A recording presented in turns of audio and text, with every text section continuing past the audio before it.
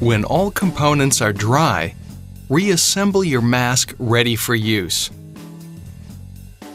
Reassembling the Mirage FX is very easy, but if you are ever unsure, you can refer to your user guide for step-by-step instructions.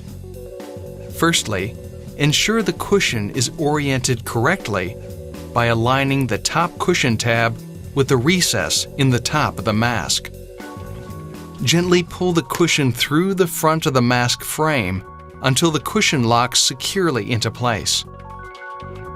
The tabs on either side of the cushion should be sitting against the mask frame. Ensure the cushion is not twisted or distorted.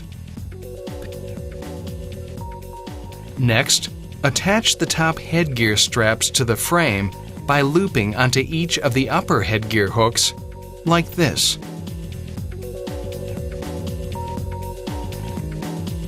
Replace the elbow by pressing the side tabs and pushing into the mask. Your mask is now fully reassembled and ready for your next night of restful sleep.